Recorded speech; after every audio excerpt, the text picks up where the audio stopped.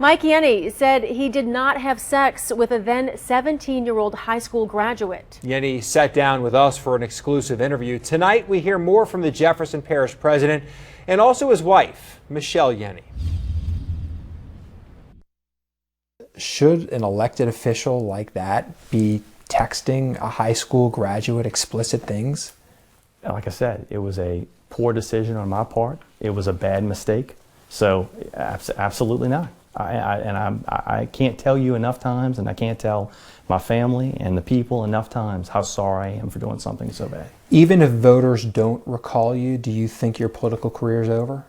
I'm not even thinking about that right now. I'm just thinking about my job, and that I'm asking for forgiveness for this, and I'm thinking about the most important thing, and that's trying to make sure I can do some good things so that my family can make it through this. If they think they elected this guy, Mike Yenni, over here, but then after all this comes out, you're a different person to them, why should you stay in office to them? Well, that's why I stood up and admitted I made a mistake. But that mistake has not changed the way I govern. It hasn't changed. But it changes what they think of you as a person, right? I'm sure different people have different opinions on me, and I respect their opinions. But it hasn't stopped me from doing the job I was elected to do. But what about just functioning in your role? I mean, you have sheriff, school board, the council, some other municipalities, government, business leaders. How can you function as parish president? You have to work with others, and if they want you out, if they're calling on you to resign, how can you function as a parish president? Very simply, I've already been doing that. Just last week, I was at a function at a senior center. I introduced the sheriff. He was the speaker, so I introduced him at that function. Prior to the last council meeting in November, we went through almost 200 items on the agenda. My administration, along with myself, meet with all the council members to go over all the issues on the agenda, and we do that prior to every meeting. What did you say in the text to the 17-year-old? Just very, I guess, inappropriate, off-color things. What does that mean? Exactly what I said, inappropriate. No, but I mean, well, I can tell you that, I know one media outlet said that I offered him a job. Never offered him a job. I would never do anything like that, because that in my opinion is wrong. That didn't happen. The only thing I offered anybody that I talked to, or I guess texted with, was to volunteer in my campaign at the time. Have you sent explicit text messages like this before? I have made mistakes before, I guess you'd say, to friends in the past when I was a single man. I wouldn't say anything that was wrong at the time. This is the second time Yenni's text messages have raised questions. In 2010, our partners at NOLA.com, the Times-Picayune, reported the FBI was trying to determine whether Yenni's personal text messages ended up in the hands of his political opponent. Fox 8 obtained copies of some of those alleged messages that Yenni says are not real. If this is what was illegally ascertained from 2010, again, that was something that was done in no way, shape, or form. And people have put it out there that it was a governmental phone and all that stuff. Those were illegally extracted from a personal cell phone. 2 people resigned their positions after talking to federal authorities for what they did with those text messages, and they know that. Are these real? No. So they're fake?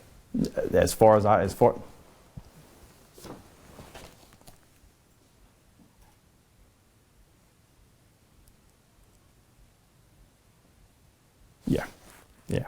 After those 2010 questions were raised, Yenni's wife says her soon-to-be husband actually took a lie detector test. Back in 2010, when we were dating, and we had some allegations, and to be clear for my family and for myself, we did arrange a lie detector test, and he passed. Michelle Yenni is expecting their second child in January. She joined her husband answering our questions for about 10 minutes. When did he tell you? Some point last year during the campaign, I don't remember exactly when. And what did he say? He told me that there were some improper text messages and told me a little bit more about it. We're not going to get into details about that. This is a very personal situation. I know he's a public official, but it still is our private life. How did you react? I was upset and disappointed, of course, and I thought about it and I prayed about it, and I know that our family will be better together, and that this is something that we can move past and be stronger from, and we've been better ever since, and we work hard at our marriage, and I think it's taught us not to take each other for granted as well. Had you heard the rumors before that? No. After he told me, the only other person that ever mentioned this to me was through a letter from his political opponent. And They sent it to you And personally? members of my family. Who? Which opponent? One of his main ones. Sent you a letter? And what did the letter say? I don't recall exactly, but there was allegations that there was text messages with somebody else. I really don't remember the details of the letter, but Why did his opponent? that's a good question. The Yenni say part of the negative reaction is motivated by politics. They point to Aaron Broussard and David Vitter, both Jefferson Parish politicians involved in controversy with little political call for their resignation. It is a little odd that if you look at the three situations, the public reaction and political reactions have been quite different. The recall effort against Yenni is being led by attorney Robbie Evans. Yenni says he received this text message from Evans last month. Yenni says Evans told him if he didn't resign from office, he would release some of the text messages Yenni sent the 17-year-old. He told you if you didn't get out of the race, That he was going to release some horrible text messages. if you didn't get out of office, he was going to Right. release him. How did you take that? As a threat, as a veiled threat. Somebody that's, for whatever reason, whatever his motive is, he said it was his moral fiber. And again, I don't believe anybody should be playing the moral police for anybody in this day and age. We live in a very judgmental time, I get that. But I think it was a very threatening statement. But if I was that concerned about it, I probably would have said, oh, okay, well, let me resign. But I mean, he, for whatever reason, has decided to do this recall, and that's what he has to do. Did you give that message to any authorities? Yes.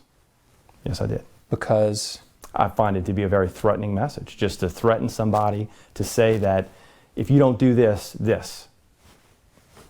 What authorities did you give it to? I gave it to the FBI. And what did they say? They have it.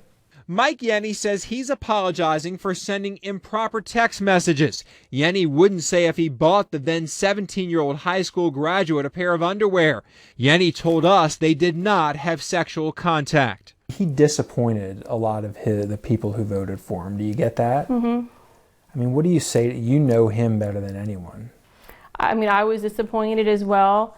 I've forgiven him. I've moved on. I've seen him change to be a better person since this has happened, and hopefully if the public gives him a chance, they'll see the same thing.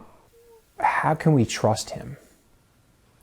I think his actions, he's already, spoken his apologies and verbally given his commitment to the parish.